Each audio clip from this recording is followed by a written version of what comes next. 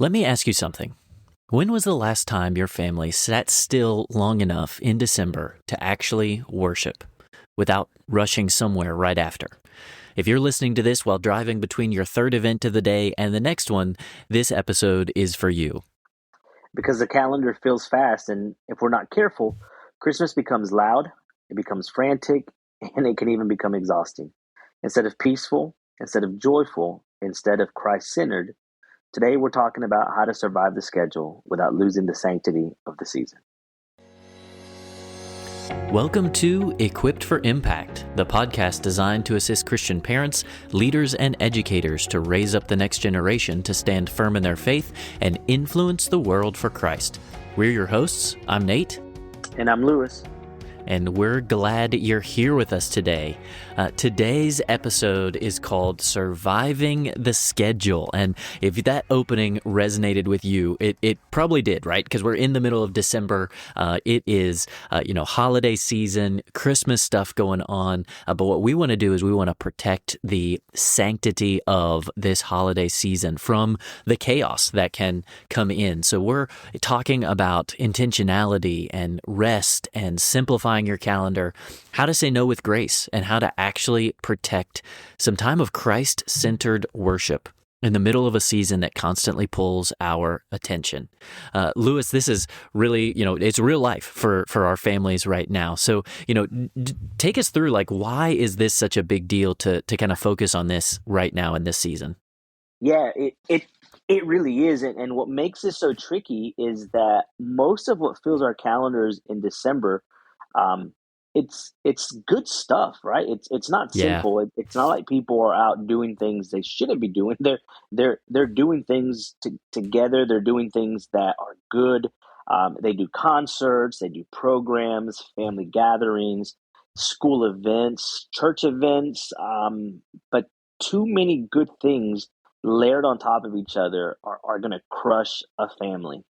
Yeah, and kids can feel it especially, right? Because they're going around having fun, because it's all the novelty of the lights and the excitement and the programs and all of that. But then the parents kind of feel this stress, and so it just kind of weighs kids down, and they really feel it. Yeah, they do, and you see it in their emotions, right?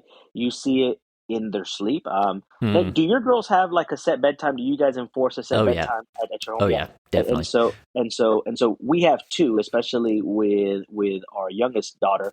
And so you see it like in their bedtime, right? It throws off the routine, and then it shows up in their behavior. They act out. They become dysregulated because their whole rhythm it changes from day to day. And parents, if we're honest, then we start to feel it too. And one of the traps that we fall into is thinking that because we're busy, we are being faithful. And we've talked about this before, right? Busyness we have. is not the same thing as fruitfulness. God is not honored by frantic hearts. He is honored by the worship that flows from rest and obedience. Yeah, there was a quote I read recently. I'm trying to remember where exactly it was from. I think it's from Teaching the Next Generation. I believe it's Jerry, maybe Leinhart is the last name. But, the whole idea is just that, sometimes we think that we're being faithful and we're being, productive, like you just said. And by doing that, it's like we're filling our calendars with more programs or more activity, but activity does not actually mean real connection, even to other believers.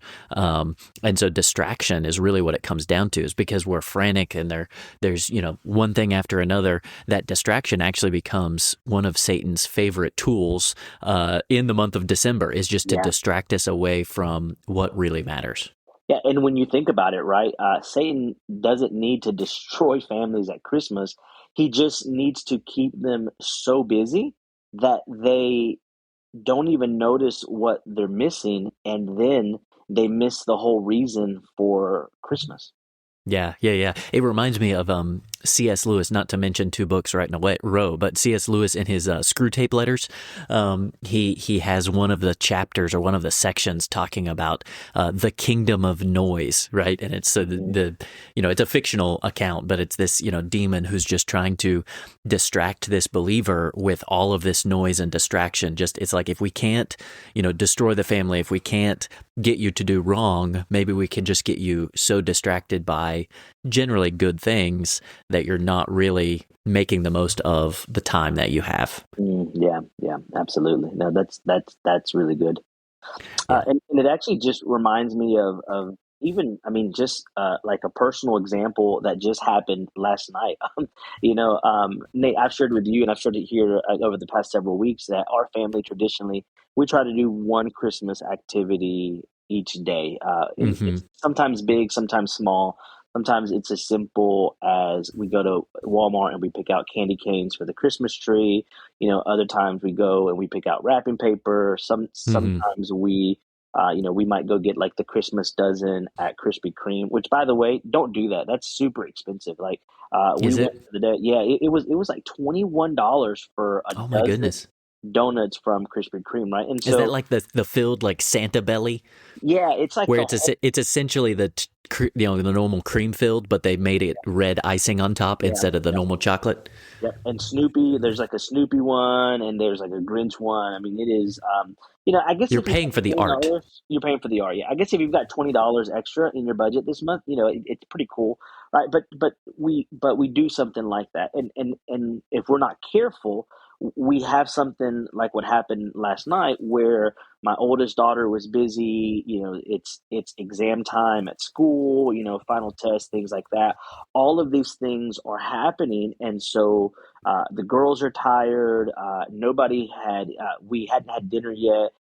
We go to Walmart because we're trying to buy wrapping paper. Like, our tradition is, each of us buys a wrapping paper for our gifts. And for whatever reason, Walmart didn't have a very good selection, or I Mm. take that back. Well, I guess they didn't have a good selection, but then on top of that, what they did have was like really expensive. Like, we don't buy the expensive wrapping paper. Like, we You're look just for gonna like rip that. it up anyway. Yeah, we looked for like that 97-cent wrapping paper, and there were very few selections. And so my oldest daughter's like, "Come on, we got to go home." My youngest daughter's like, "I want a Christmas shirt."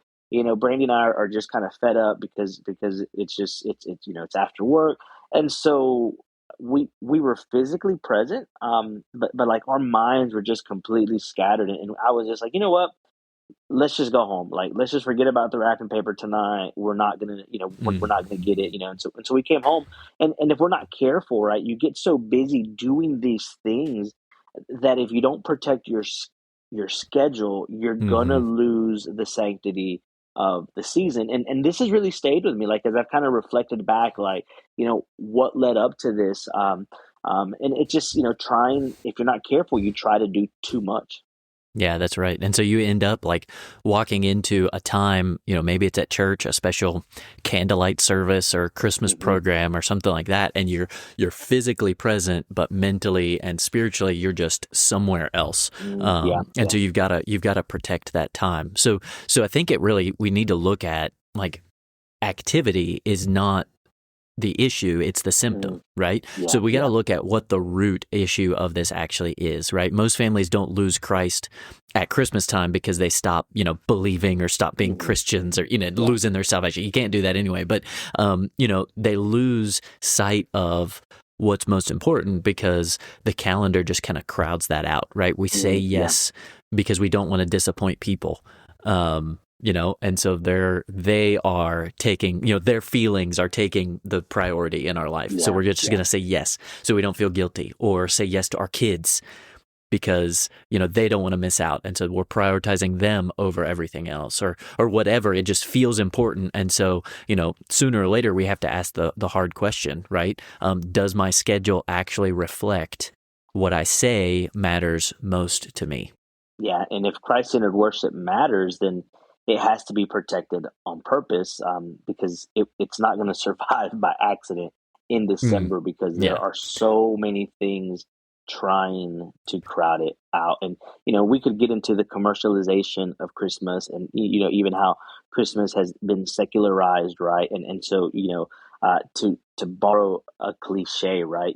You have to be intentional about keeping Christ in Christmas, because if Hmm. not, you'll be consumed by the consumerism, by the secularism of Christmas. And that's actually a callback to, I guess, the first episode of this series, right? Where we talked Hmm. about like the gift of enough and how you counter Yep, consumerism that's right.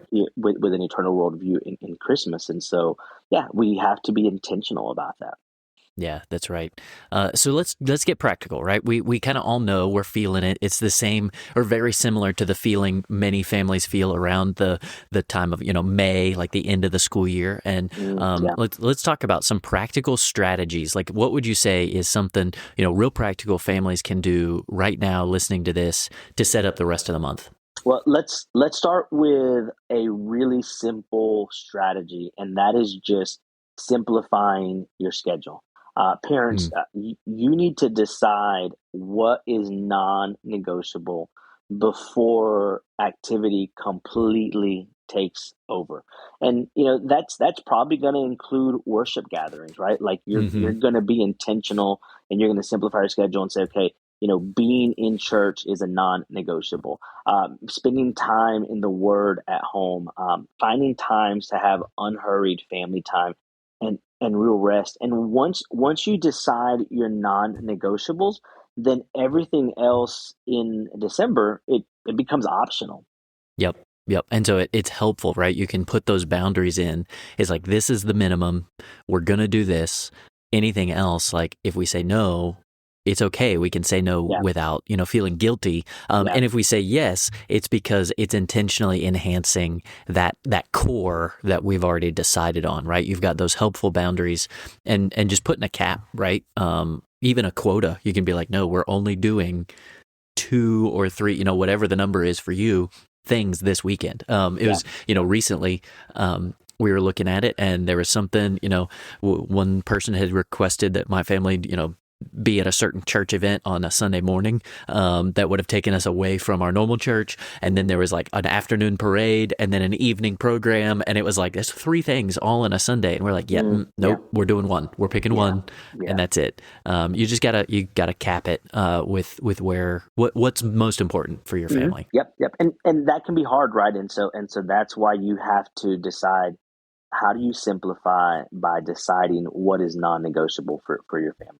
Yeah, that's really good. So number two kind of flows out of that, is because once you've decided on those non-negotiables, you need to say no with grace, right? Yeah, Learning to say no. Don't be mean about it. Um, you know, uh, so a godly no, a respectful no, is responsible, right? It's not rude. It's not, anything like that. And honestly, one thing, we're always afraid of people thinking that we're being rude, or we're going to, thinking that we don't care about them or things like that. But here's the thing. The secret is, we all feel this way. So yeah, everybody understands. If you're going to say no, like, people will understand. You're like, we've just got too much going on. We can't do it right now. yeah. And people will get it if you're just respectful and upfront, and people just, they like the clarity that, hey, no, I'm not going. I'm not going to stretch myself too thin. Yeah. And, let me just give you some examples of what you can say, right? You can say just the phrases like, we love what you're doing. That sounds like a lot of fun, but this year we're keeping December simple. Hmm. Or, you can even say, hey, thank you for inviting us, right? So, Nate, you mentioned that somebody had invited you to something going on at a church that would have taken you away from your home church. Hmm. And you had other stuff going on that day, right? And so it can just be a simple, hey, thank you for inviting us, but we won't be able to make it, but we're really grateful that you thought of us. Hmm. Or just being honest, right? Our family is intentionally slowing down this season because we want to keep Jesus at the center. And every one of these no's teaches your kids, because they're watching you, that you're prioritizing worship, that you're prioritizing rest, and that you're keeping the spiritual rhythm in your family, and that they matter more than the social pressure of trying to do everything that everybody else is doing at Christmas time. Yeah, and I think that's really important, which really leads us into our third point, right? You mentioned the idea of teaching your kids about rest, right? And so Yeah, building in intentional downtime, right? Like schedule your rest. yep, that's I good. think That's that's good. going to be a big one because if rest isn't scheduled, it's not going to happen, especially in a month like December. And that's a true thing you can take throughout your entire year. Like you block off time to just be. We've talked about Sabbath before, but it Yeah. doesn't have to be that. It can just be, you know what? Tuesday evenings, we're not doing anything, or, something like that. Just scheduling it in and this is protected time with our family. Yeah, because if you don't schedule it, it's not going to happen in That's exactly right. December, right? And Yep. so that's really good. And silence might be the most countercultural Christmas discipline there is, right? Mm-hmm. And we sing a song, right? Silent Night. What's your favorite Christmas song? Ooh, favorite Christmas song. That's a hard one. Um, I really like, it's weird, but I really like, if you're talking sacred Christmas songs, Hmm. O Come Emmanuel, it's like written in a minor key and it feels Hmm. creepy. Like when my kids were really young, we'd play it in the house and it would like scare them because it's got this like Ooh, ominous tone to them. yeah, But yeah, when you yeah. actually listen to, like, it's very rich theologically. And so I really like that song. Huh, that's pretty cool. Mine Yep. is the song "Holy Night," "Oh Holy Night," Mm-hmm. and I like anybody that does it, but like my favorite part is that it's kind of when it gets to that point where it's like "Fall on your knees, oh hear the angels' voices." Yep. Lauren Daigle does a really good version of "Oh Holy Night" because I don't know, just her voice sounds really really good. Nate, Yeah. maybe She's you she's should a do. power singer there. She is. She is. Maybe you should do it. Oh, Holy Night? No, Yeah. definitely not. I'm No. not. It's more of a tenor. I don't sing tenor. And if our listeners know the difference between tenor and bass, they get bonus points for that. But I don't know yeah, what it I'm more is. of a baritone. It's not a baritone song. Yep. I bet our listeners are glad that we are not going to sing for them today. Yep, this is a conversation podcast, not a musical podcast. Oh, all right. Back to your regularly scheduled programming. Let's talk about some redeeming things you can still choose to do, kind of in that margin, right? You create that margin. You say no to some things. You simplify. But even in the midst of things, right? Not every task is avoidable. So how can we, Lewis, like build in some redeeming, elements to what's going on in our Christmas rhythms? Yeah, and this is just about finding ways to incorporate it into what you're doing, right? So you're already wrapping gifts, and so as you wrap gifts as a family, take some time to pray for the person that is receiving that gift. Or when you cook, talk about generosity and hospitality. When you're driving to events, right? So listen to Christmas music, and I don't mean Mm-hmm. like the Christmas music that's kind of like pop culture Christmas music, but Santa uh, Baby. yeah, maybe not Santa Baby, but you may want to listen like "O Come Emmanuel," right? Like that's a really Mm-hmm. good one. Yep. And so listen to worship music that is Christmas music, or maybe just read scripture, right? And when you Yep. serve during the holiday season, remind your kids that this is why Jesus came. And what you're doing there is you're helping your children uh, train their eyes to see Christ in these ordinary moments. And that truly changes everything, and it changes how they view Christmas. Yeah, that's really good. And even with that, like there's some albums, speaking of listening to worship that really are great for that. Like if you can get the whole album on your playlist, or if you're old school, you buy the CD or whatever. Like there's one, Andrew Peterson has one called "Behold the Lamb," and it actually walks from creation all the way through to the traditional Christmas, like shepherds come and all of that, and it walks through. I mean, it talks about the Old Testament and Moses and the Passover and different things. Each song kind of builds in order to that idea of the first coming, and so that's a really great one if you need some new music to listen to. I'm not Yeah, that normally sounds a pretty cool. music guy, but Hmm. that's a one that I discovered this year that I think is a great one for that. Cool. Very cool. So what is it that as parents, and families kind of work into this whole idea of like what changes in their lives? Like when when they do that, they put some of these things in place. Like what could the parents expect to see in their families? Well, number one, your home is going to become calmer, right? Like, Christmas should be a time of peace, of joy, of calmness, and if you get too busy, you lose that calmness, and so your Mm, kid, I mean, your home is going to become calmer. But it's going to lead into the next part, which is going to help your kids regulate better, right? Because you're going to stay on routine. You're not going to be out really late. You're not going to be doing things. You're not going to be bringing them so high and then asking them to get low, right? I mean, it's going to be one of those things where your kids are going to regulate better, and then worship becomes meaningful, right? Like instead of rush, we know that the Sunday at Christmas is one of the busiest Sundays in the church year, and so mm, you might be listening to this and you don't go to church regularly, but you're going to be there at Christmas, right? Like, um, wouldn't it be great to walk in that day and not feel rushed? Wouldn't it be great that day to like walk in and be like, man, we're mm. really here to worship? Hmm. Yeah, yeah, yeah, and all of those things, right? It would help families so much if we do these things so that we don't, dread just the busyness, and we're Yeah. able to enjoy the spiritual focus that comes with, the Advent season, right? And so peace, right? It doesn't come from just clearing your calendar completely, but from putting Christ at the center of it all. Yeah, that's So really just to good. kind of review, as we wrap this up, just a couple of rapid fire takeaways, right? Number one, name your non-negotiables, right? Yeah. These are the things, bare minimums. This is what we're going to do for sure. And anything other than that, it's just icing on the cake, icing on the cookies, maybe because Yeah. it's Yep. Christmas. Yep. Okay. Number two, say no, right? Be gracious in saying no, but you can do it. Say it early. Be clear and help protect your calendar. Yep. With that, protect that at least one night weekly to just rest and relax and be with a family. And then finally, just lean into that time of worship, even in small moments, like car rides, right? That can be worshipful moments. So Lewis, just as we wind this down, any last just kind of encouragement to our listeners? Yeah. So as you're listening to this, parents, if your family feels stretched thin right now, let me encourage you.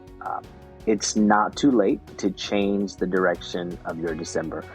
You're probably listening to this, I guess this is going to release on December 11th, I think. And so Mm-hmm. sometime around December 11th or after, but you've still got 2 weeks before Christmas Day. And so it's not too late to change the direction of your December.